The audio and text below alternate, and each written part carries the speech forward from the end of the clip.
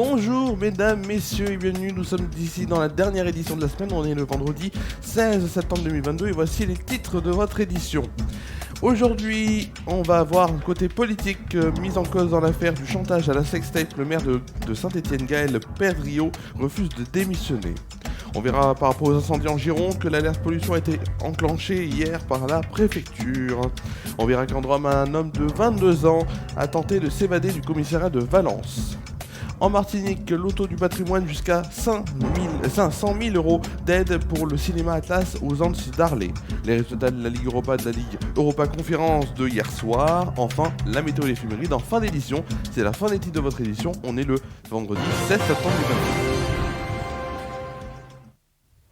On va commencer cette édition donc par de la politique. Il n'entend pas démissionner. Pour le moment, bien sûr, Gaël Pedriot, le maire des Républicains de Saint-Étienne, a affiché hier, jeudi 15 septembre, sa détermination à rester en fonction malgré l'affaire du chantage à la sextape qui secoue sa ville depuis fin août. Celui qui est également président de la métropole stéphanoise n'a en aucun cas prévu de se mettre en retrait de ses fonctions, comme le demandent plusieurs élus locaux et nationaux dans son camp comme dans l'opposition, mais aussi des acteurs économiques locaux, a déclaré jeudi à l'agence France Presse son avocat, M. Christophe Ingrin. Estime donc que rien ne justifierait bien sûr sur le plan juridique qu'il démissionne. Son avocat défend son client en déclarant « Gaël Pedriot est au travail à la ville comme à la métropole sur l'ensemble des dossiers, au service des deux collectivités et des habitants avec la même détermination ». C'est ce qu'a fait savoir donc un communiqué de son cabinet. Il est ressorti libre de 3h30 de garde à vue sans aucune mesure prise par la justice à son encontre en qualifiant donc de navrante les nombreuses réactions hostiles au sein donc des Républicains et en critiquant la procédure d'exclusion lancée par son parti. Monsieur Pedriot donc a assisté jeudi à une réunion avec les 20 vice-présidents de Saint-Étienne Métropole, au cours donc de laquelle l'affaire a été évoquée. J'ai abordé donc la question, c'est ce qu'il dit, j'ai abordé la question et j'ai donné ma version des faits, que ce soit à la ville ou à la métropole, je suis à la tête de mes responsabilités et je les assume. C'est ce que donc il a déclaré à l'issue de ces échanges avant de s'éclipser. D'après les images publiées donc par TL7, une chaîne de télévision de la Loire, une centaine d'agents de la ville ont forcé l'entrée de l'hôtel de ville de Saint-Étienne pour avoir des explications hier. On va maintenant parler d'un autre titre de l'actualité. La préfecture de la Nouvelle-Aquitaine a annoncé hier dans l'après-midi qu'elle activait le dispositif d'alerte pollution pour les départements de la Gironde et des Landes, en raison d'une pollution particule en suspension d'un diamètre inférieur à 10 microns. Cette pollution est liée à l'incendie toujours en cours donc à Somos et à Sainte-Hélène dans le Médoc. En conséquence, la préfecture et l'agence régionale de santé recommandent à toutes les populations de privilégier des sorties plus brèves et celles qui demandent le moins d'efforts de consulter un professionnel de santé en cas de gêne respiratoire ou cardiaque et d'éviter les activités physiques et sportives en plein air. Aux populations vulnérables aussi ou sensibles au pic de pollution, il est conseillé de privilégier les activités modérées et d'éviter les zones à fort trafic routier aux périodes de pointe.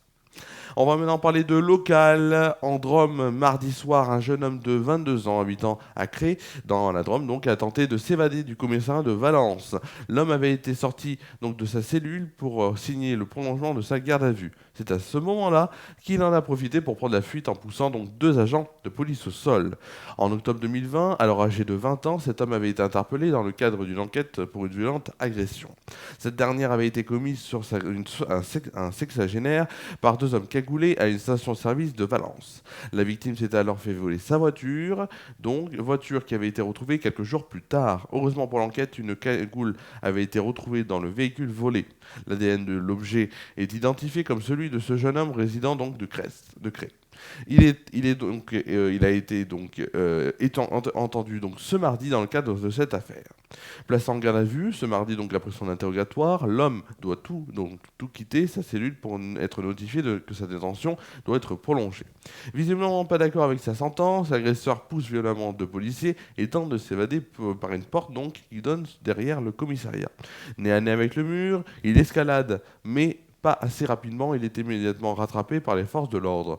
Les 2 policiers tombés au sol sont eux légèrement blessés. Le lendemain, mercredi donc, il a été présenté donc devant un magistrat et placé en détention en attendant sa parution immédiate devant le tribunal vendredi, donc aujourd'hui, dans le cadre de l'affaire d'octobre 2020. Concernant sa tentative d'évasion et sa rébellion, une seconde enquête est ouverte dans laquelle il devra également rendre des comptes devant la justice. On va maintenant passer une nouvelle de Martinique, traverser l'océan Atlantique. Pour sa 5e édition du Loto du patrimoine, la mission Patrimoine 2022, portée par Stéphane Bern, est déployée par la Fondation du patrimoine, avec le soutien du ministère donc de la Culture et de la Française des Jeux, la FDJ, a retenu 18 sites emblématiques dans l'Hexagone et en Outre-mer méritant d'être réhabilités. Ce jeudi, la mission révèle donc le montant des aides allouées, donc en fonction des besoins de financement, afin de boucler la tranche de travaux retenus. Selon les sites, elles sont comprises entre 300 000 euros et 500 000 euros pour un montant global alloué à 8 100 000 euros. Alors, le cinéma Atlas aux Andes d'Arlé, donc qui a été sélectionné, pourra bénéficier jusqu'à 500 000 euros de dotation en fonction du besoin de financement, une fois le plan de financement et le programme de travaux précis donc de la Fondation du patrimoine. Comme pour les 17 autres sites retenus, une cérémonie publique de remise de chèques aura lieu ce week-end, donc à l'occasion des journées européennes de patrimoine. Donc, le chèque sera remis aux Andes Arlé demain, donc samedi, à 9h. Si vous voulez y aller, si vous êtes en Martinique et vous y allez, c'est donc à 9h demain. Aux Andes Arlé, bien sûr. En Ligue Europa maintenant, résultat de Ligue Europa, Nantes s'est incliné face à Qarabag 3-0, Monaco s'est incliné face à Ferencváros 1-0, Rennes et Fenerbahçe ont terminé le match sur un score de 2-2. En Ligue Europa Conférence, Nice s'est fait tenir en échec par le Partizan Belgrade 1-1. Oui, c'est comme ça. Alors bien sûr, dans quelques instants, vous allez retrouver une rubrique que vous adorez, la météo. Alors il fait beau aujourd'hui et on va voir ça bien sûr pour la météo de demain.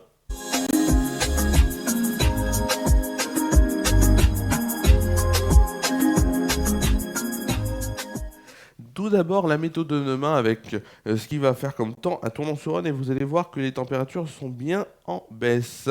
Alors, demain matin déjà, au programme, un ciel ensoleillé sera présent pour une température de 13 degrés de moyenne. Demain après-midi, il fera toujours beau, toujours du soleil, avec une température cette fois-ci de 18 degrés de moyenne et de 19 degrés au meilleur de la journée. En soirée, c'est le soleil qui conclura cette journée, il fera 15 degrés de moyenne. Tout de suite la météo, donc en France métropolitaine, on va commencer avec demain matin. Regardez le temps pour demain matin. Demain matin, voilà. Demain matin, donc, le soleil brille dans l'ouest, mais la fraîcheur est marquée. Au nord de la Seine, le ciel est plus variable avec quelques averses des Hauts-de-France à l'Alsace. Le vent souffle très fort au sud-est avec une tempête de vent d'ouest en Corse. Côté température, il fera 7 degrés à Rouen, 3 à Nantes et Limoges, 8 degrés à Brest, Cherbourg, Paris, Dijon et La Rochelle, 9 degrés à Charleville-Mézières et Strasbourg, je vais y arriver. Il fera 10 degrés à Lyon et Bordeaux, 11 degrés à Biarritz et Toulouse, 15 degrés à Marseille et Montpellier. Pour le plus froid, il fera 5 degrés à Aurillac. Et pour le plus chaud, ce sera 19 degrés à Nice et Ajaccio. Pour demain après-midi, vous l'avez? Oui. Pour demain après-midi, le temps, vous regardez la carte, et demain après-midi, le temps est changeant, donc avec des nuages et quelques faibles ondées, donc sur les régions au nord de la Seine, où il fait très frais. En direction donc de l'Atlantique et de la Méditerranée, le soleil brille dans un ciel parfois tout bleu. Le vent souffle très fort au sud-est, Mistral, Tramontane, vent d'ouest en Corse. Côté température, il fera 15 degrés à Cherbourg et aussi à Strasbourg, donc deux villes en bourg. 16 degrés à Lille, Rouen, Troyes et Dijon. 17 degrés à Paris, Bourges, Lyon et Aurillac. 18 degrés à Brest, Orléans et Limoges.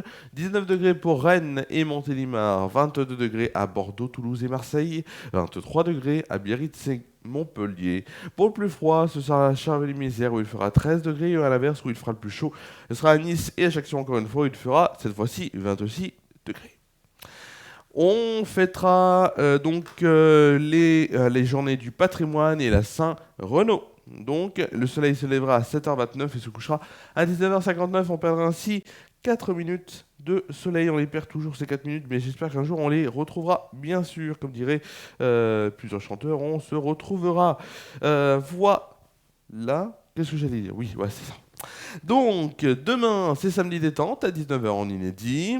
On se retrouve en direct, bien sûr, pour votre live FR News Foot. Le direct, 20h45, précédé bien sûr de l'avant-match. L'avant-match qui sera là donc dès 20h30, spécial OL Paris Saint-Germain. Lundi à donc 19h, FR News Foot avec tous les résultats Ligue 1, Ligue 2, Première Ligue, Serie A, Bundesliga, Liga. Ce sera donc tout, comme vous le savez, bien sûr. Alors, bien sûr, aussi, il y aura des choses qui arriveront dans les prochaines semaines. Mais ça, je vous en parlerai au moment voulu.